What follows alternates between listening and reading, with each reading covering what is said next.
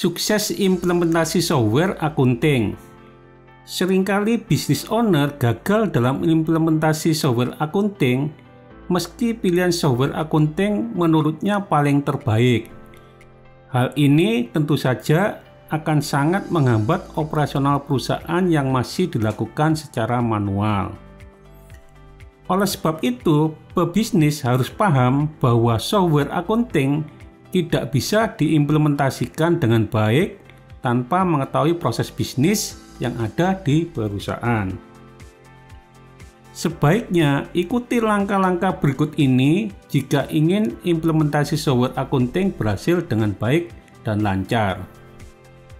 Tapi sebelum itu, bagi yang menemukan channel ini, silakan berikan komen, like, dan klik tombol subscribe serta bunyikan loncengnya agar Anda mengetahui konten terbaru dari channel ini. Yang pertama, susun struktur organisasi. Menyusun struktur organisasi selain untuk efisiensi sumber daya manusia di perusahaan, juga untuk mengetahui fungsi-fungsi yang sebenarnya yang ada di dalam organisasi. Jangan sampai terlalu banyak orang pada fungsi yang sama, sehingga implementasi software nantinya benar-benar membantu keefektifan pekerjaan karyawan sesuai lisensi. Percuma membeli lisensi, tapi karyawan tidak berkepentingan dalam menggunakannya. Hal ini buang-buang anggaran. Yang harus kita ketahui siapa penginput data dan mencetak, yang melakukan otorisasi, dan yang hanya sekedar membaca laporan. Yang kedua, susun job description.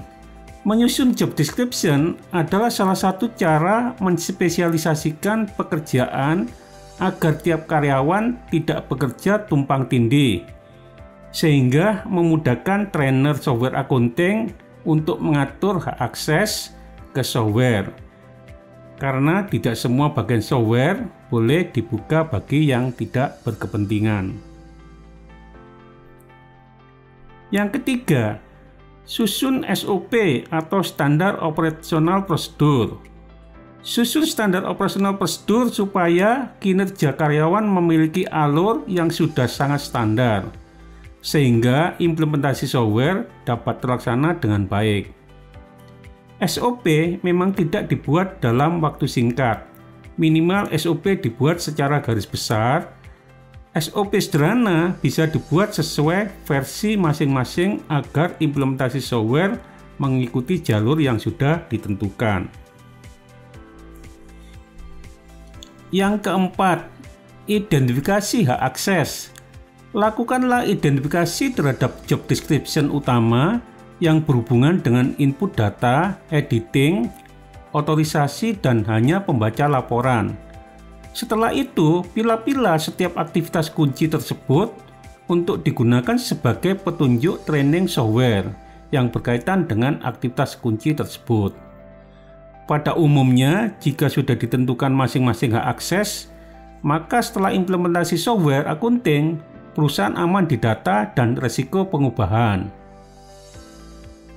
Yang kelima, persiapkan data yang digunakan operasi software.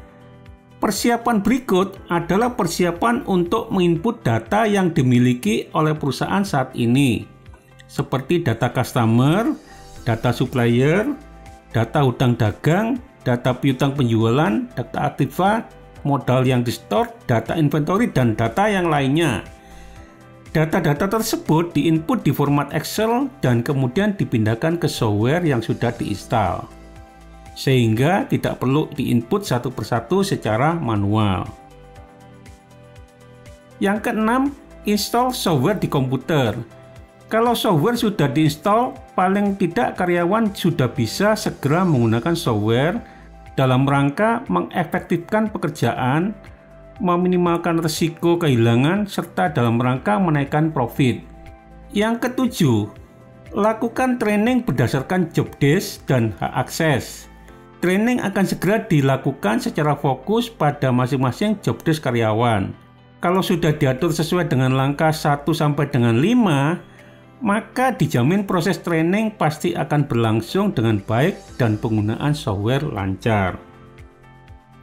Yang kedelapan, lakukan evaluasi input data dari laporan. Untuk mengecek training sudah disampaikan dengan baik, maka pihak trainer software dan konsultan dapat memastikan apakah proses input data sudah benar, sesuai dengan akun-akun yang sudah dibuat. Evaluasi ini bisa dilihat dari laporan rugi laba maupun neraca, serta laporan lainnya yang ingin dicocokkan. Saya Frans M. Royan, Guru Edu Internasional Konsultan, mengucapkan salam sukses.